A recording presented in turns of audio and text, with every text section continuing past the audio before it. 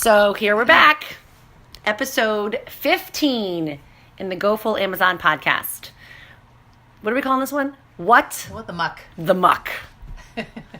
That is exactly how we feel right now. What the muck. We've been on a little hiatus, probably for a little over a month now, right? Yeah. And we've been going through some shit. We'll just put it like that. And we actually have a quote that probably describes exactly what we're going through. And hopefully, as we start talking to you and telling you guys about like what we're going through, hopefully it resonates with you and you don't feel so alone. So the quote is, "The feelings that make us want to run away are buried treasure, full of energy and inspiration if we are willing to look." Yeah, so I think we want to just make sure that, we're in this episode, we really just want to kind of regroup. Tara and I wanted to kind of get back to basics and just have a really good, talk about kind of what's been going on. We've been lucky enough that we've been doing this podcast for a year now, which is exciting. Yes. And so, we've had a couple episodes with guests on them and things like that. But, when it comes down to what we really want to do with this podcast is we really want to be us, vulnerable, messy, in our stuff, trying to figure it out. And so in this episode, we definitely want to get back to that. And we're calling it What the Muck because here we are in March and it's cold. Really cold. And we both have just really been experiencing some really, I would say some darkness. Some darkness. And, and it's hard because I think as we get into this, I don't necessarily identify with darkness. I'm definitely... I've had a friend call me Sunflower, and that is really who I am. I'm definitely a sunshine, lemonade maker kind of person, and I've been experiencing some darkness, and I haven't really known what to do with it. It's not a comfortable place to be in, especially after, we're good friends with Steve Cantor, who a few episodes ago was talking about positivity and rising strong and going above and beyond and being spiritual, and here we are. In the middle of it. And sometimes it's really hard to have that positivity and get back into it. But we've got some tools to share with you and sharing, to share our old habits and how we're navigating these feelings and fears that we're going through. Yeah. So why don't we start off with you? What do you... Why don't we start out with you, Jen? Let's start out with you, Jen. As I'm sitting, I just want you guys, let's just share the fact that I'm sitting here with a cup of tea. We have candles around us we are in a seance. Yep. I got the dog on the couch. Somehow the cat's up here too. I'm drinking out of a cup of tea that says I'm a ray of fucking sunshine. I've got my Wonder Woman cup. But I don't feel like Wonder Woman. Yeah. So what's been going on with me? I don't know if it's easy to pinpoint what's been going on with me. I've had kind of a peeling of the layer kind of thing continue to happen with me. And I think that's kind of what life is at the moment. I'm struggling still with acceptance. I'm still struggling with vulnerability. I'm still struggling with seeking validation from unavailable outside sources. I'm still, I'm struggling parenting, as a single mom, and with all of that, I've had to come up with new tools on how to navigate that. So I think that's what the muckiness is. I was able to talk recently with just some friends about this feeling of trying to almost my body is walking through mud is what it's been feeling like. And it's been heavy and it's been, I guess you would consider it a depression. But I don't know. I've never really had that before, but I think that's what that must feel like. It's a heavy blanket has kind of come over me. And I haven't really know what to do with it. And it's funny because I think the one thing I've always noticed about you, and one of the things that, made me become attracted to you as a friend, was that people just gravitate towards you because you are so happy and you are such a fucking ray of sunshine. Fucking ray of sunshine. But, I've noticed it. You've been sad recently. Yeah. Is that hard to admit? Yes. That you've been sad? Yes. Yes. I've been, I didn't know how to identify it. That was the thing. And so for me, as this wave, all I can say, the only way I can picture of is as this wave was coming at me, I was trying to do things that I normally do to get out of it. Okay, so I was trying to fitness, and I was trying to be busy, and I was trying to do things with the boys to find joy from. All those things that I was doing. I mean, the good news is that I wasn't seeking it from men that were unavailable. So that's the good news and the hope shot in all this. I didn't do that, but all that stuff that I was trying to use, like my fitness, like I couldn't really participate in the way I wanted to. I was feeling so lethargic and I was feeling so weak and I was getting really wiped out from it. Like almost like I felt like I had the flu. And then doing stuff with the boys, like I was not enjoying it. Like they were driving me crazy. Like I didn't enjoy them. I wanted them to go to their fathers. Like I just was really struggling with like participating and finding joy with them. And so that was a huge red flag for me because that's something I'm usually always able to do in small pockets. If we have days that are terrible, I can always still find some small pockets of joy and happiness throughout the day because that's just normal parenting. Right. And it's been harder and harder to find those. It's been harder and harder to find those. Yeah. So really, it's been baby steps to say it out loud. You know, it's been really baby steps to say it out loud. Thank God that I have the circle that I have, you know, and it's been interesting too because in part of like saying it out loud, it's actually lifted it, which is so crazy. Right. Like I've had some lift going on. I've also been able to take care of myself a little bit better, but like, you know, I was able to tell my girlfriends, you know, you and Steph and Bethany and like, you know, my close girlfriends, I was able to tell them like, this is what's going on. Like something's not right with me. And you guys were able to look at me and be like, maybe it's a little bit of depression. Like maybe you need to go to therapy. Like maybe you do need to do some self-care. Maybe you need to step back. And like I was able to do that as of lately. We're talking about like the last like couple days. Really, like the last couple days. Like I haven't really gone to the gym much this week. I did yoga. You know, I made an appointment with a new therapist. I got a massage tonight. You know, And you know what's funny is it doesn't strike me that those are comfortable things for you to do. Number one, because you've always identified yourself as a competitive athlete. Oh. And so to step back and take a break and do yoga of all things. Because I know for me, like, I really everyone tells me to do yoga. I want to love it, but I sit there and I get in my head and I'm like, when's this over? Well, I know, and that's what happens to me too. Like, well, that and other things, but we're not going to talk about that. But the snoring in the background is my dog, by the way. I want to love yoga. I really want to love yoga. I'm not there. Yeah, but I'll keep trying it, like, you know what I mean? Because I know there's a benefit from it, and I know that there's something good, and I did enjoy myself, and I was able to be really present and in my body, which really helped me help the shift that I needed to do. Not to say that I'm all better, because I'm definitely going back to therapy, and I'm definitely participating in some self-care that's different than lifting weights. Yeah. So it's been a process. Yeah. I feel like kind of crazy. That is a very scary place to be, and I think you and I talked about this over dinner, but we've been sharing some of the same feelings. Because I don't know that I've been depressed, but I've just come to a place where my divorce is pretty much final, with the exception of paperwork. I've moved out. I have my own bank account. I have a parenting schedule that I'm happy with. There's some other things that need to be tidied up in terms of houses, but it's pretty much done. And we're both moving on, and you know, I'm currently sort of seeing someone. I don't know. What do we say? We called it like someone's in my life. Someone's right in your life. I don't know what capacity, but someone is in my life currently, and so the feelings that I've been going through are more fear-based.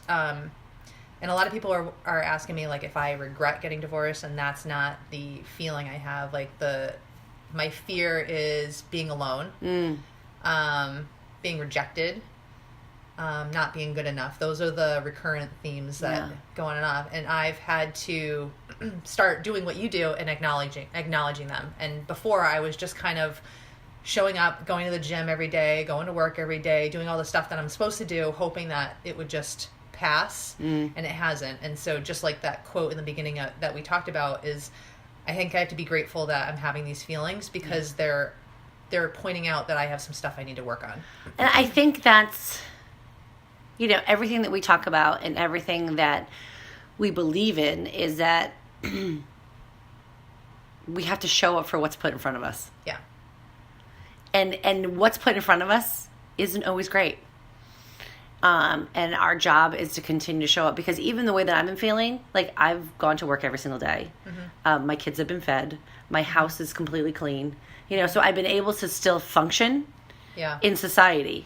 even with these feelings, so our feelings don't kill us. I think that's like a big lesson too, is that like, yes, I might be fearful too that I'm going to be alone for the rest of my life, or I'm going to be fearful too that, I'm not good enough. And like all that stuff that we tell us, all that bullshit that we tell ourselves,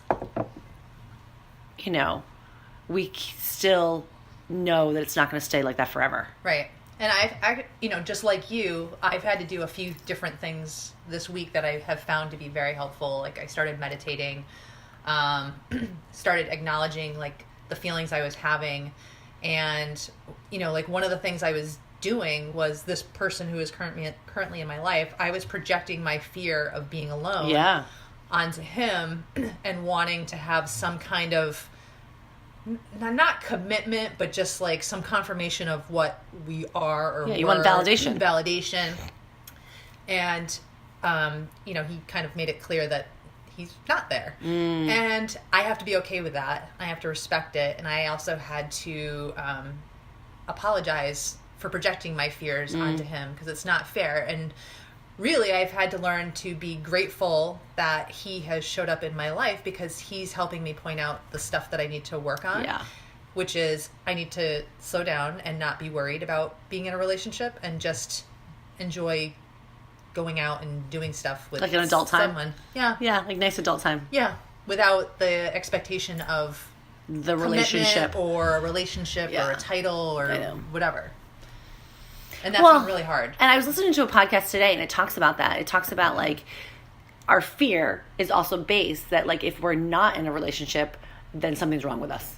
Like, you know what I mean? If we're not committed, if we're not in a relationship or something like that, but it's okay, and maybe this is just what I tell myself, is that it's okay not to be, because we're waiting for something that's really, really, like, like good. Yeah. I know for me, I know what I bring to the table, because I can go, it's like, I can wish-wash. I can wish-wash from being like, totally like, I'm not worthy, to then like, I'm the fucking greatest thing in the whole entire world. Like, you better freaking step up and bring like your A game. Yeah. Like, if you want to be part of my life. Like, I can go back and forth to those places. Yeah. Like, I can be either like completely like, I'm not worthy, to, yeah. So I think that's where we have to find out the balance of it. But I also know that I also have to not tell myself the story that, like, because I am single, I'm not worthy of love. Yeah, and that's the story I tell myself. And it's funny, I was talking to my mom last night, and my mom, I truly believe, and actually I have to backtrack a little bit, because when we went to church this past weekend, it was about paying attention to the people who are in our lives and what they have to say. And I've been trying to be more mindful of that, because I've had a few conversations with like my family, with you, some men that I have had interest in and stuff, and they've all kind of had the same message that I have some healing to do, and that I'm probably definitely not ready to be in a relationship now. So the person that is currently in my life now is probably the perfect assignment for me, because I don't need someone who wants to be with me right now. I kind of love that. Needs to be good for you to recognize that, which I know it's been a journey to get to that place. Yeah. Adulting is hard. Adulting is really hard. Adulting is really hard. Yeah. Yeah. I think that's really good. I think that's a really good place to get to, Do I always buy it? Like, no. Like, no. Sometimes I have to remind myself. But what I've learned from you is to pause and to not respond right away and think about what I want to say, how I want to say it, ask for spiritual guidance, and also meditating, which I've never been a person to meditate, but I'm kind of really liking it a lot. Yeah, we were talking about that at dinner, like that meditation. I've been doing a couple different meditations, because I know just from like, from my history and like being in recovery and stuff like that, like, that meditation is, prayer meditation has just always been a solution, and so, but my meditation looks different today than it probably has in the past. I've been using some apps on my phone. So I have like an I am meditation, like with the affirmations. And now that I have a dog, I take this, my dog has really, I think she's saved me more than I've saved her, because I have a rescue dog. And, when I take her for a walk in the morning, which is like before the world is awake, I'm doing these affirmations. And so it's like the stars and like the fresh air, and it's just she and I out in the fresh air. Like that has really helped me, kind of use that time as like walking meditation, because you can kind of do it that way too. And then I also have the Breathe app that I've been using to at night, use meditation. So of course, am I still in this dark place? Yeah, but like I don't think you're immune to that stuff. No. I think if you are wise and you're willing to grow, I think you become more adept at managing it. Yeah, I think that's true. And coping with it. And yeah. Rather than repeating the cycle. Yeah. Yeah, and it's been really funny. It's been interesting, like, to be in this place. And my outlet has always been attention from men. It always has. Like, I think it's been that way since my father left when I was, like, my biological father left when I was 4 years old. Like, I think that's just, you know what I mean? Like, that's my shit. You know what I mean? Like, that's my deep-rooted abandonment stuff. Like, that's, like, full-on what it is. Yeah. So I've always had attention. Like, it's always been attention. It's always been attention. So for me to be in the place that I'm at, you know, and I've been single for a while now. You know, Steve and I broke up in October.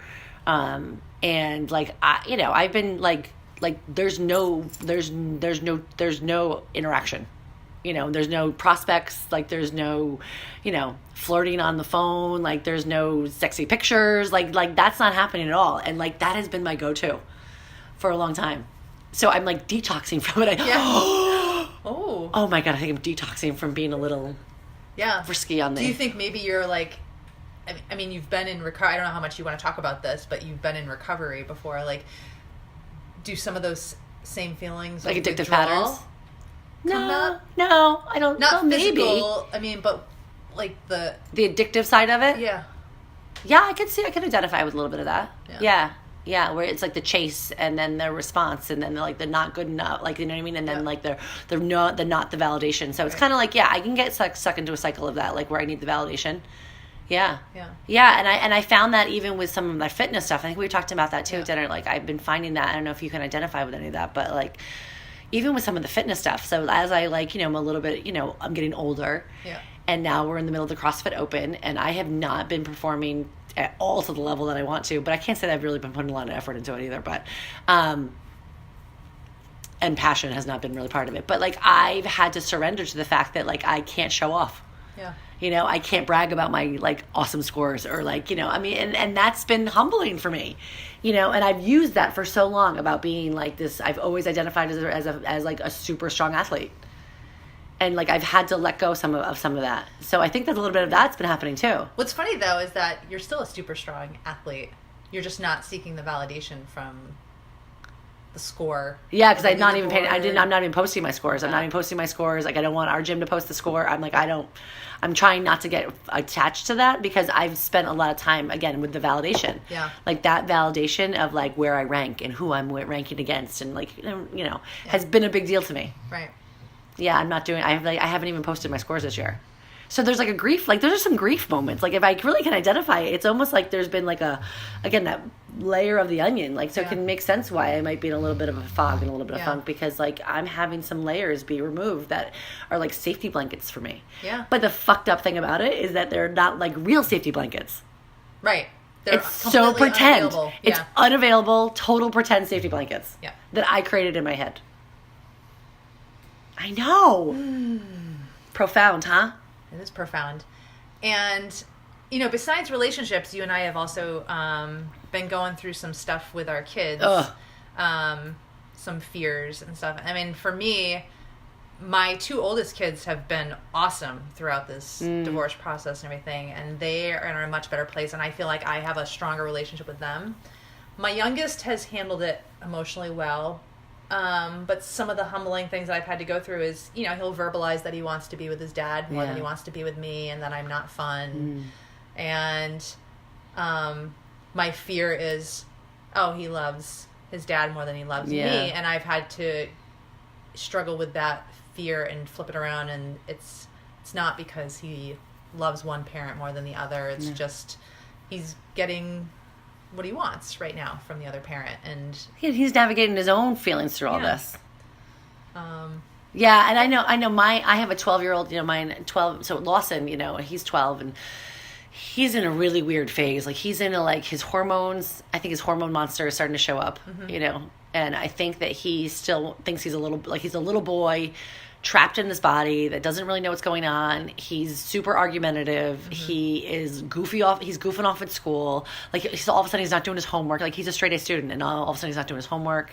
You know, we're getting notifications from his teachers. Like, you know what I mean? It's just like he's having a tough time. And this is where I go. I go to the place like, oh my God, he's going to have depression like his dad. Oh no, he's going to become like, you know what I mean? Like I send him down like this road of like the rest of his life is going to be miserable. He's going to quit all of his sports. He's never going to amount to anything. Like that's where I go in my head. You've already created his like destiny. Yeah. So that's where I go in my head. So I have to reel myself back in, because what happens with that is that, I think I was telling you this at dinner, and it breaks my heart that I even say it, but like I want to push him away because he reminds me of sometimes like, you know, things that I didn't like about my ex-husband. Yeah. And I know how I rejected him when he was in that, and I feel like I can do that. I want to do that to him, and I have to stop myself. Like I have to actually like physically like talk myself out of doing that, you know. And I feel like a terrible mother doing that. A terrible mother saying that out loud, you know. Well, I mean, I admitted to you tonight that I'm okay that my youngest wants to be with his dad a little bit more, because things are a little bit more peaceful sometimes when he's not around. Yeah. And there's a lot of guilt that goes with that. Yeah, it's like guilt stuff. Because I feel, you know, there's that stigma that mom should be with their kids all the time. And I think maybe for this particular child, that might not be true. He might need his dad a little bit more than he needs me. For now. For right now. For right now. For right now, yeah. But I think that, and I think what you and I talked about that too, is that like as you build the home that you're going to build, you know, separate from your ex-husband, and you know what I mean, the home that you build, like that's you, you know what I mean, that has your energy, your kitchen, your feeling, you know, your spot.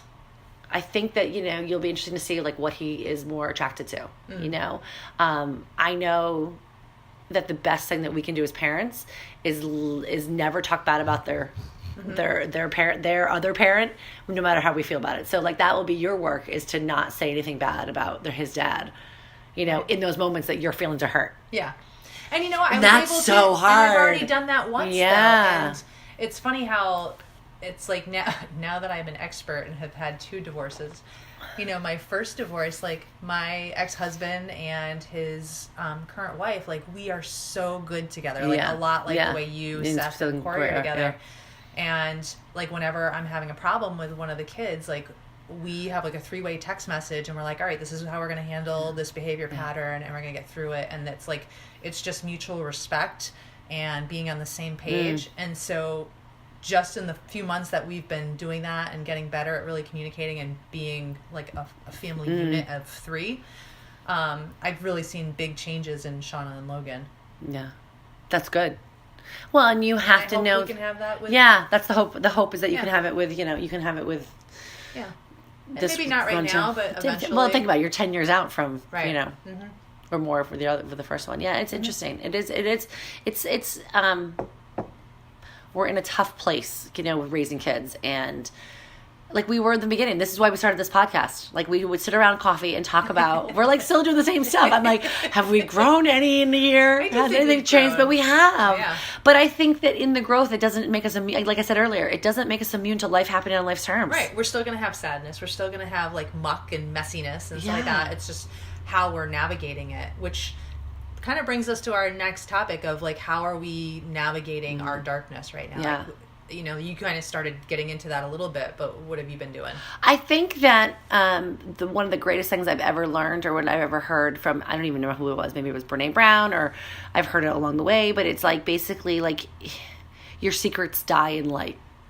You know, so I think that for me, that's kind of where I want to operate from. So like when I'm feeling those things that I think are so shameful, or that people won't love me for, or that I need to show myself as like this strong, you know, athletic, like got it all together, like, you know, totally know what I'm doing kind of woman, like I need to like not like listen to that side of my life. And like when I'm sad and I feel the way I've been feeling, like I have to share it. So that's for me is vulnerability on a new level. So that's a huge tool that I've kind of incorporated. And I remember I even shared it with some of my guy friends that like, I want them to think I'm like the coolest girl in the whole entire world. And I was sharing that with them, and like, they were great because that's real, you know? And I had one of them be like, oh yeah, that happens to me too. And I'm like, really? Cause he's like this big monster, like, you know what I mean? Like super fit, like muscly guy. He's like, oh, that happens to me. And I'm like, oh, that's so. And you feel like not alone. Yeah, I feel not alone. But not only that, but it also releases. Somehow it lifts it. Yeah. because I hold on to it, and like that just gets stuffed deeper and deeper and deeper inside of me, you know. And a couple of my friends on Instagram had said some things recently, and I kind of reached out to them, and so I think that my tools, and I think your tools are now, and some of your tools too, is that like it always goes back to connection. You know, it always goes back to connection, and we have been so lucky to create a community of connection with like the people that are around us. You know, and I have found that those are the most helpful, you know, and it's my mom, and it's like, you know, it is my kids, because I talked to them about it too. Like I told my sons, I was like, listen, I'm like, I'm off. Yeah. I'm like, I am feeling funky. I'm like, something is not right with me right now. I'm like, and I'm really sorry I'm taking it out on you guys. Yeah. I just owned it. But then I did yoga. I did something different. Like I did yoga, you know, I'm honoring myself by not volunteering for too much. Like I find that I'm still volunteering for way too much. And so I need to like really look at that. I'm eating better. My eating was all off. So I kind of get that back on track. I made an appointment for a new therapist. I haven't been in therapy in years. Maybe it's time to go back. Yeah. Yeah. That's good. Yeah. For me, you had introduced me. I'm kind of a nerd. I like books and lists and all that stuff. And so you had told me about this book called Spirit Junkie, by Gabby Bernstein.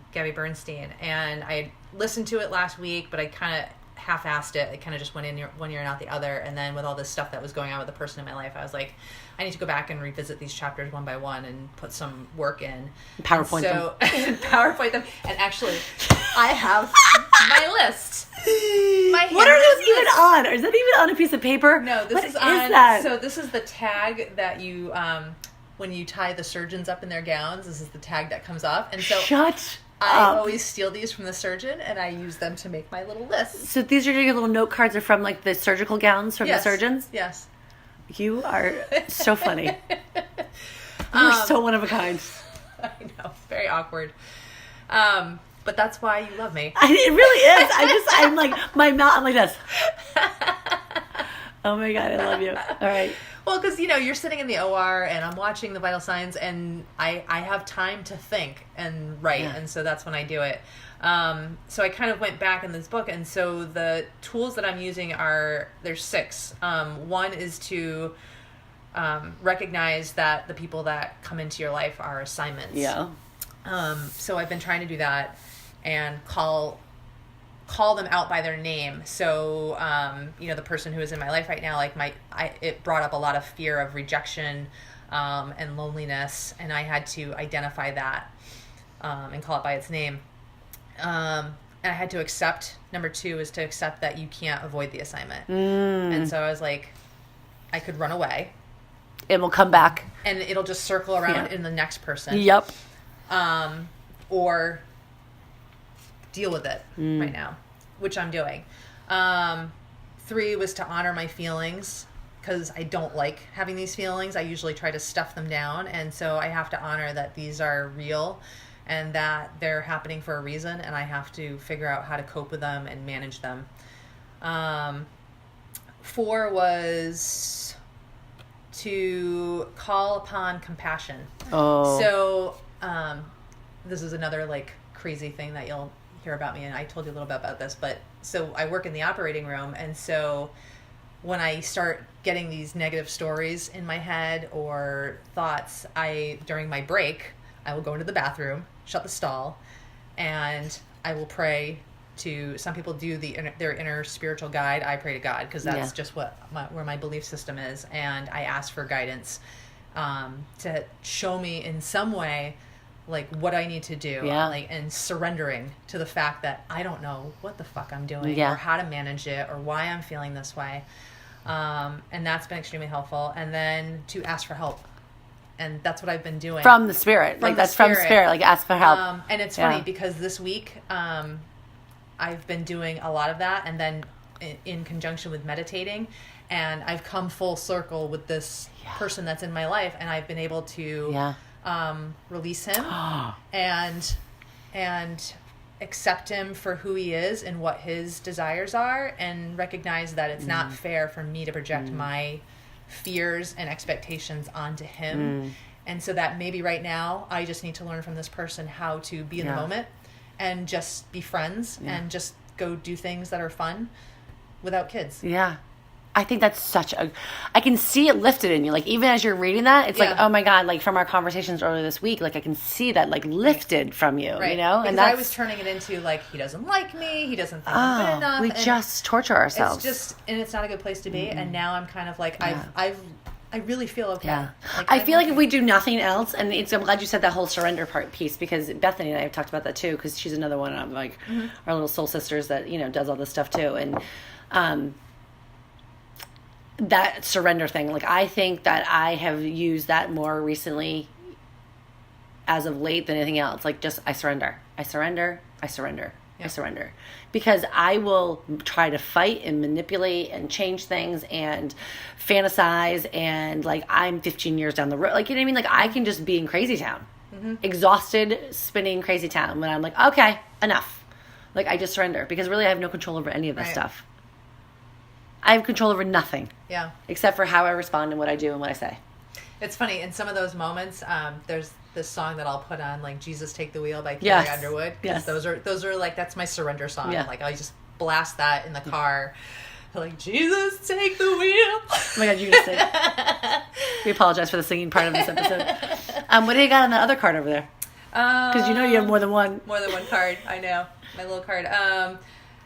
This was just like some books I had written down. One was a lecture by Mary Ann Williamson, The Language of Letting Go. Oh, yeah. Stuff I wanted to check out. And then just some little tips, like learning from love or strengthen. I can either learn from love or strengthen my faith in fear. And so that's the other thing I've been trying to do, is see my relationship through a lens of love and not fear. Yeah. And it's a daily practice. Oh, yeah. Yeah, it's a daily practice. Because right now, in this moment, I'm okay. But you know what? Tomorrow, maybe at 2 o'clock, I might call you and be like, I'm eating a cookie. And I'm sad. Because that's what I do.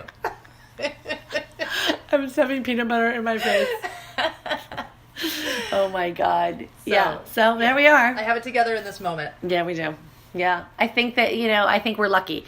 If anything, what I'm most grateful for, even with all of this stuff, is that we have such a great tribe of people around us, and it's been funny, like, as it ebbs and flows, because I think we were talking about at dinner, is that there's been people that have kind of gone out of it and that we've let go of, that we've loved and let go of and let them do their thing and like not been attached to them, and they have come back in different ways, but still but still seeking us because of like the light that we shine. Yeah. Because I still want to believe, and I know that I do this at work and maybe not everywhere else, but I know that like no matter how I'm feeling, like I still have light that I shine. Yeah, you do. And it's funny, like as we start to like close down this episode, one of the things that I really envision for us, because that was the other thing, like we started talking about our vision and our 5-year goal and all that stuff. I really hope for this podcast that we can become a beacon for other people who are feeling like us and going through us, to have a safe place to come and talk to us and identify with us and work it out with us. Yeah, I mean, we're messy. More ways than one. Yeah, because I mean, I love that we've always been really messy, but we've always had hope. Yeah, and I feel like a lot of people find us safe. Like we are the safe people to talk to. Yeah, because if you're feeling it, we've probably felt it too. Yeah. All right. What's our end of our quote? So, our closing quote for today is: we have to be grateful for the people and situations that cause us the most discomfort, because they're revealing to us what we still need to heal. You're the best. You're the best. You're the best. Go full Amazon. Episode 15. All right. See you next time.